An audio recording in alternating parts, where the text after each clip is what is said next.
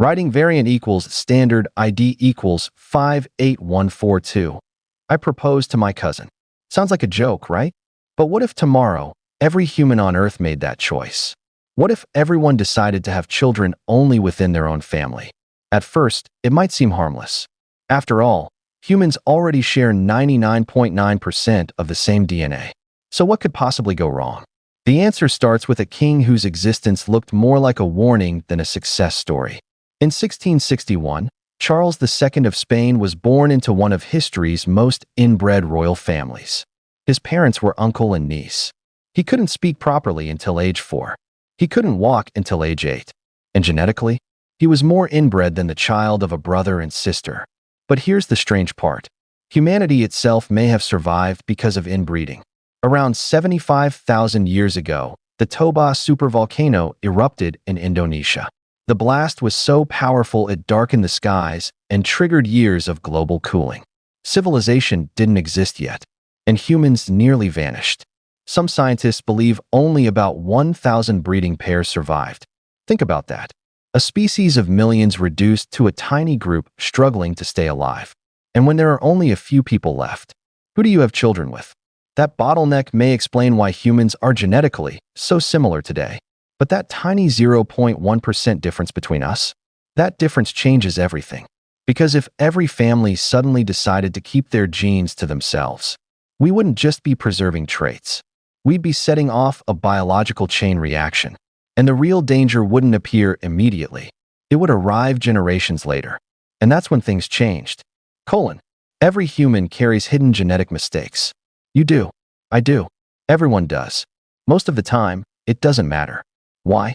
Because we inherit 2 copies of most genes, one from each parent. If one copy is faulty, the healthy one often compensates. Problem solved. Or is it? Because if 2 close relatives have the same hidden mutation, their child has a much greater chance of inheriting both faulty copies. And this is where it gets weird. Inbreeding doesn't create bad genes.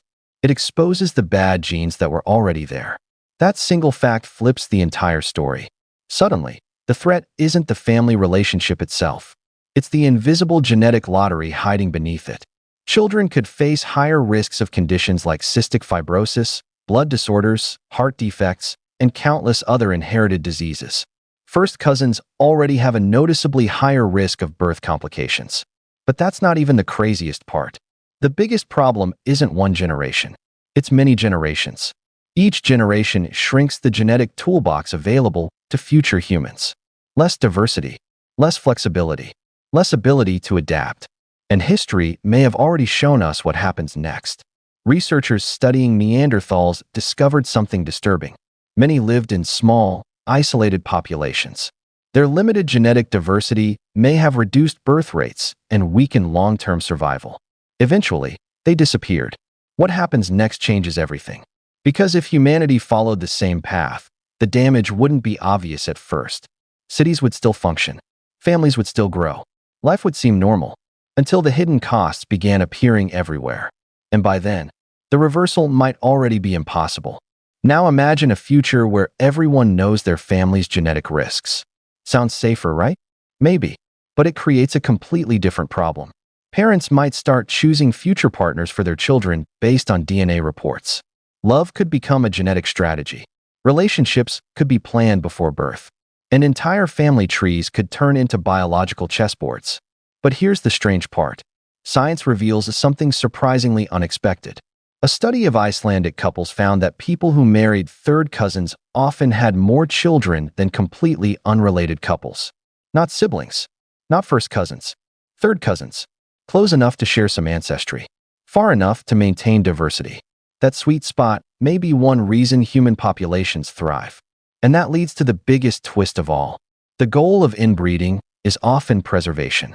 Preserve traits, preserve bloodlines, preserve culture. But over time, it may accomplish the exact opposite. As diversity disappears, unique traits disappear too. Entire genetic possibilities vanish forever. The very thing people tried to protect slowly fades away. And that's the terrifying paradox. The more humanity narrows its genetic future, the smaller that future becomes. So would humans go extinct if everyone started inbreeding tomorrow? Probably not immediately. But generation after generation, the risks would grow. Diseases would accumulate. Adaptability would shrink. And survival itself could become harder. Unless something forced humanity into that situation again. A disaster. A collapse. A bottleneck. A world where only 1,000 people remain. And if that day ever comes, would we repeat the same mistake? Or would there be another way? That question might determine whether humanity survives at all.